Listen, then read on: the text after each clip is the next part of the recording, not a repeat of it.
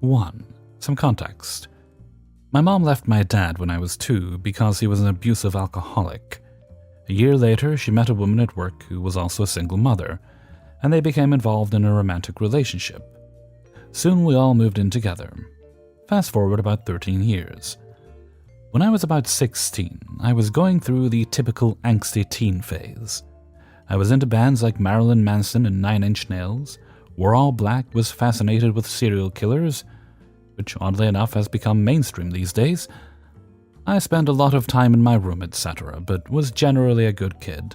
I never got in trouble at school, save for the occasional letter home about me talking too much in class. I didn't smoke, do drugs, wasn't in a gang, all of which were common where I grew up. Around this time, my mother's partner's daughter was married with children, and we were all living in the same house. Before I continue, I want to make it clear that I have zero problem with my mom being in a relationship with a woman. I am happy that she finds someone that makes her happy.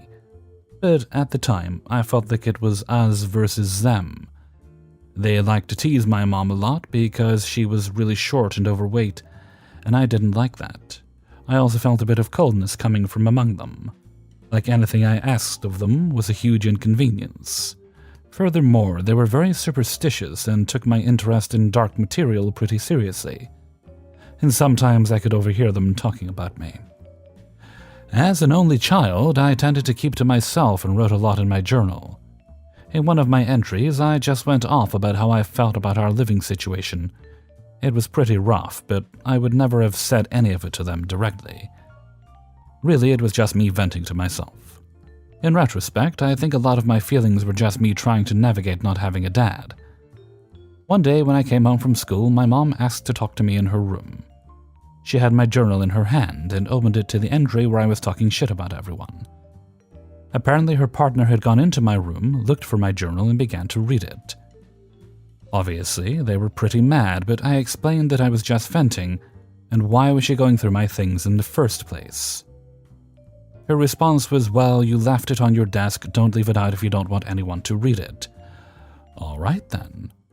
Maybe I will leave it out because I do want you to read it. As I mentioned earlier, I was your typical 90s goth kid, the kind you look back on and cringe at. But they saw it as a sign of me being seriously into some legitimate occult dark witchcraft shit. I thought this was hilarious and decided to play on that. I also wanted to find out if they were still reading my journal, so I decided to smoke them out. So I wrote my entry entitled, Items Needed for My Satanic Ritual. I made the list as ridiculous as possible so it would be that much sweeter if they took it seriously. I had stuff like chicken feet, the fat of unbaptized babies, a black cloak, a sword, and finally, a lock of each of their hair.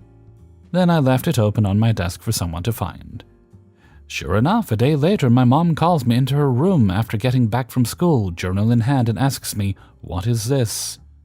I started laughing hysterically. I explained that I wanted to know if they were still reading my journal, and obviously my plan worked because here we are.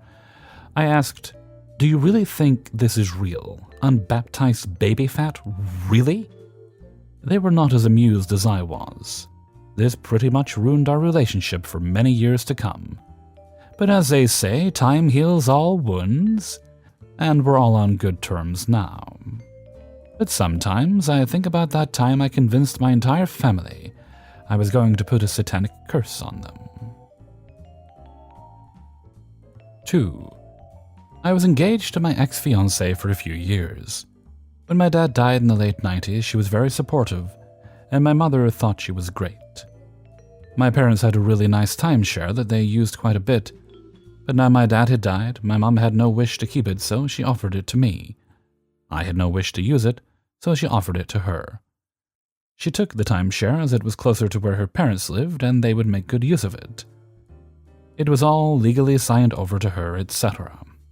Anyways, about 6 months later we had a bit of a messy breakup, and about a year later, one of our mutual friends was telling me she was trying to sell the timeshare for £20,000. This caused a row between her and our mutual friend, as she argued that any money made from selling the timeshare should be given to my mother. I didn't really care, and forgot all about it. Fast forward to my mom dying 10 years ago. About 2 weeks after her death, I got a message from my ex on Facebook, but under her new married name, asking how I was, telling me that her and her husband have been using it every year, but how they have no further use for it and would like to offer it back to me. I highlighted how it's ironic she got in touch now as my mom had only just died. I found out later she found out from a friend of ours. She then highlighted that my mom would definitely have wanted me to have it back as part of my inheritance. So, I decided to do some digging to find out why she was so keen for us to have it. It turned out, 1. The annual fee had risen from £250 a year to £650 a year. 2. They are impossible to sell. I looked on eBay and people were trying to sell timeshares for this complex for 1 penny. They were that desperate to get out of the contract. 3. A lot of the amenities that were in the timeshare complex were now run down, and from reading some of the reviews, the whole complex seemed to be poorly managed. I also found out she had been trying to sell it for years, but with no luck. So I let her know that I was very grateful for her offer, but had no interest in taking it back, and she was welcome to keep it. She sent about 10 messages over the next couple of weeks trying to guilt-trip me, and even contacted my sister as well, trying to convince her to take it back. But we both politely declined, and she's now stuck with the place for life and the annual fee, which rises every year. Now you might be wondering, what's the revenge? I didn't want to bore you with all the details about the breakup, but to summarize, she left me with a shitload of debt, tried to get me fired from my job and multiple other things. Nobody in my family had an issue with her trying to sell it. It was mutual friends who got annoyed with her, as she was boasting to them how she was going to profit from a gift. She used it happily for years, and when she found out my mother had passed, tried to fob it back to me, as she no longer used it and realized she was stuck with it for life. So she might have left me with £1,000 of debt from our relationship, which took me several years to pay off. But I eventually got my revenge in the long run, as she will be paying for it for the rest of her life. 3. When I was 18 and had my first apartment, a new neighbor asked me for a ride to the big box department store across town. This was only my second time meeting her, but she was hugely pregnant, her boyfriend was at work. It was my day off and I needed a few things, so I agreed. Before we got there, she asked me to pull into a store that I rarely went to on my own. It's a franchise store. My mom very slightly knew the owner, that specializes in selling greeting cards, but also had expensive greeting cards and chocolate. It was right on the way, so I said sure, even though I didn't like this chain. I'm not a card person or a high-priced chocolate person. We split up, and I look at a few of the motivational books, chicken soup stories, while she browses. I notice an employee straightening things on the other end of the row, and I think nothing of it. A few minutes later, 2 police officers enter, and I think nothing of it. Absolutely oblivious. A little while later, the woman I was with said she was ready to go and we leave. The officers stop us in the parking lot, and an employee steps out. The officer says, "Which one was shoplifting?" I was stunned, and obviously they pointed at my new neighbor. She gets handcuffed, they read the little message, and put her in the back of the car. Then the officer said, "What about her?" pointing at me. "As far as we could tell, she didn't shoplift anything," the employee said. I turned out my pocket, revealing a small wallet and keys. I didn't take anything. I just met that woman a few days ago when we moved into the same apartment rental place. She asked for a ride to buy groceries and on the way suggested we stop. I don't even like cards. Yes, I was rambling. The officers sent me on my way and I felt so embarrassed. I'd never had an encounter with the police before. They moved out a few weeks later because they couldn't pay the rent. I didn't expect to see her ever again. I was an assistant manager at a fast food place a few months later, and this woman shows up for a job interview with the manager. We paid $1 an hour above minimum wage, offered minimal benefits compared to no benefits, which most fast food places did, regular scheduling and free meals.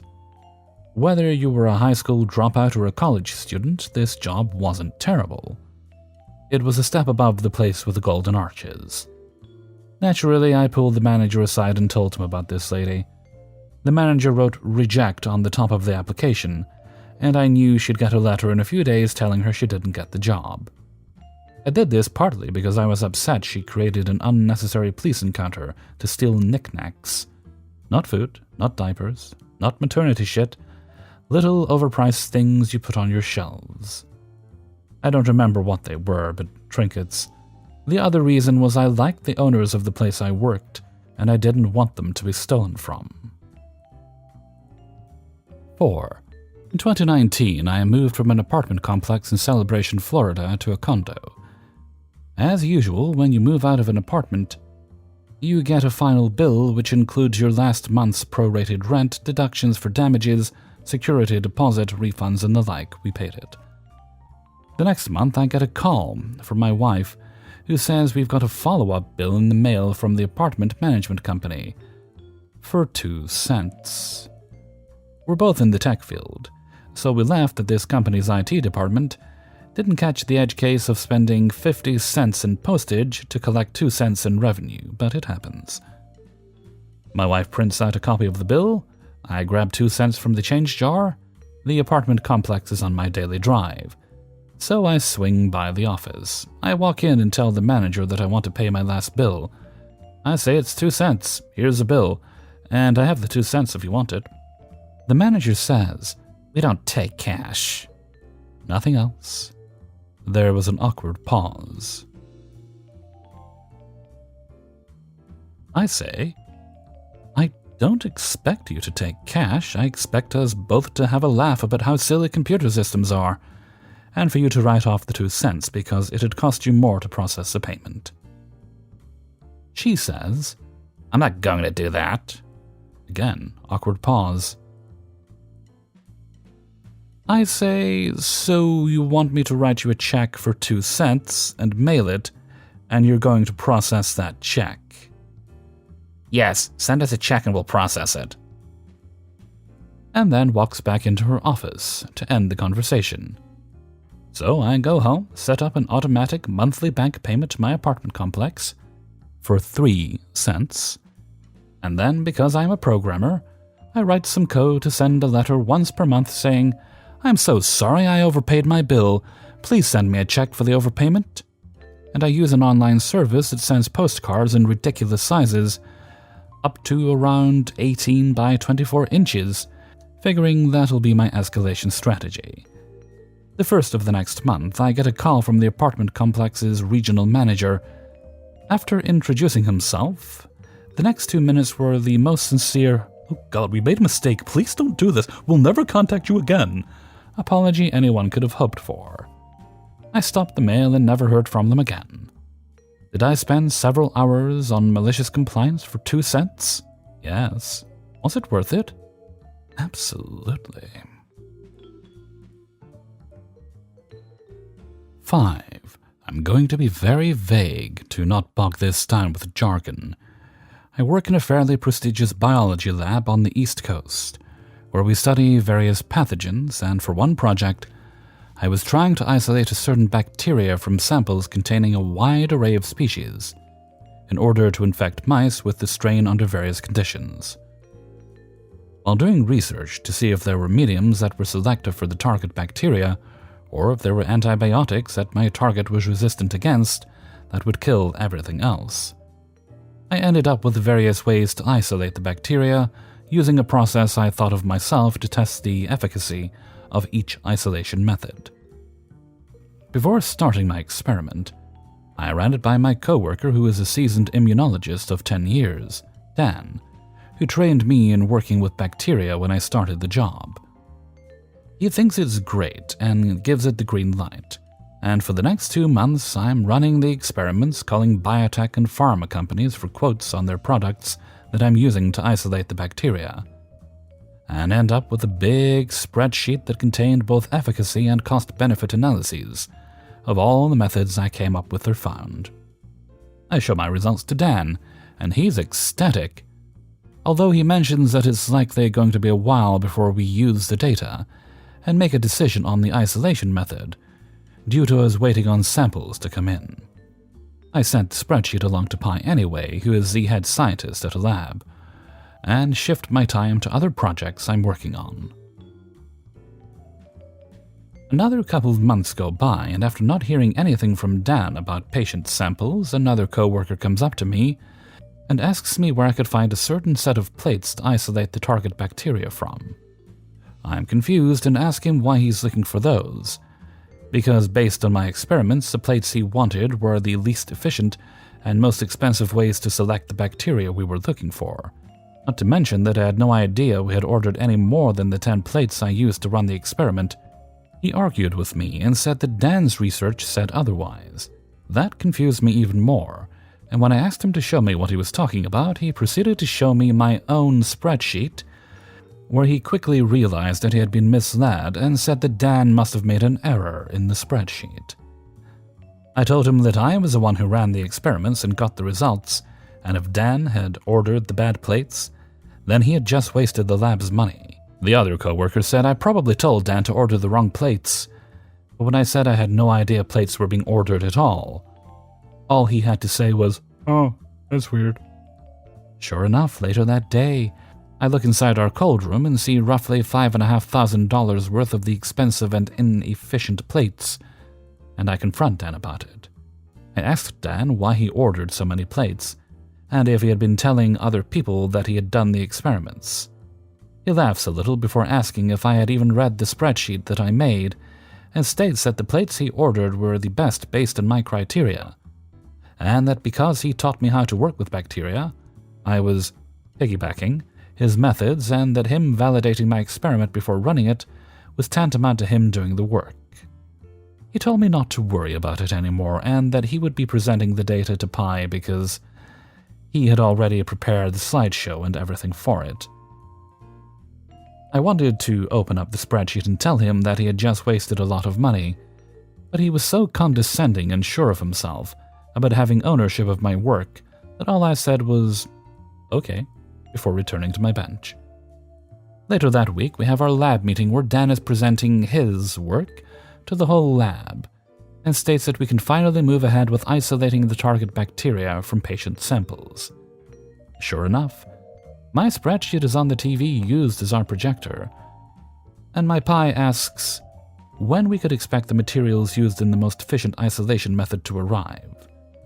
Dan corrects the Pi, stating that the bad plates were the best and very loudly stated that the plates had already arrived. I then interjected, very bluntly, saying that the plates he ordered would recover over 90% less of the bacteria than my method my Pi had picked from the spreadsheet. Dan fell silent, face going red before he stumbled through a justification for ordering the bad plates. How in the long run we'd save some money by not ordering the materials needed to do the method my Pi wanted. Only for Pi to chime in, stating it was absolutely worth it if it meant a 10-fold increase in recovery, and that we shouldn't be wasting samples, time, and money on bad plates.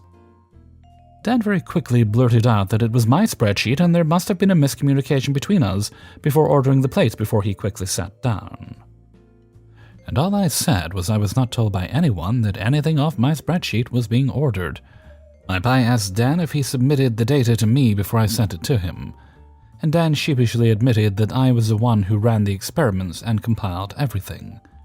So he must have misread my data and ordered the wrong materials, and was about to suggest that I possibly misspoke when showing him my data the first time, before Pi cut him off to move on to the next lab topic. The rest of the meeting he was red, glaring at me out of the corner of his eye. After the lab meeting, Dan pulled me aside and asked me why I didn't tell him that he ordered the bad plates. I told him that since it was his research, he should have known what method gave the best results, since he would have calculated the yield of each method when doing the experiments, and that if he wanted my input, then he should have told me before he ordered them. I went to the Pi and cleared up the confusion, putting in the right order for the materials needed to best isolate the target bacteria from our samples, and making sure he knew that I had no idea that my data was being acted upon, in case Dan went behind my back to somehow throw me under the bus. Needless to say, we communicated far less after that whole ordeal, and I quickly found other people in the lab to work with. I later found out he had been taking credit for all the work I did ever since starting in the lab, and while it frustrates me to still have to tell people every now and then that I made the figures or did the experiments that Dan had told them about when my data comes up, More people have come to me to discuss their projects and ask for my help since Dan was exposed. And I find solace in the memory of his red, twisted face, looking like it was going to explode in front of everyone, barely able to make out a word to cover his ass. Hey everybody, Hellfreezer here, and thank you very much for listening to Revenge is Ice Cream, episode 193, and thank you very much to everybody who allowed me to use their stories in this video. Before you go, please smack that like button like it insulted your mother, and share the video with friends and family if you'd be so good. Thank you kindly. Okay, let's see, let's move right along to Hellfreezer's question of the day. And today's question is: dips. Whether it be nachos, nuggets, or anything else you're wacky enough to dip in things. Maybe onion rings. I don't want to judge, but maybe you like doing that. Let me know what you think. My favorite, personally, is something garlicky. Or if it's not that, then sour cream and chive. Right? Sour cream is very nice. But aioli garlic dip, one of my favorites. There's a little one. I can't remember the name of the brand, but it's a little yellow plastic tub it comes in. And I was very happy to find that the store I usually buy it in wasn't the only place in town that sold it, and there was a smaller store, kind of the equivalent of a Dollar Tree, actually sold it for quite a good bit cheaper than the regular place, so I tend to buy a couple at a time when I need it. I actually have half a tub in the fridge. I also have nuggets left. I should probably eat healthier. Ramen's healthy, right? Anyway, let me know what your favorite dips are in the comment below if you'd be so good. And with that, I'm going to head off for now. So until next time, thank you very much for listening, and take very good care of yourselves.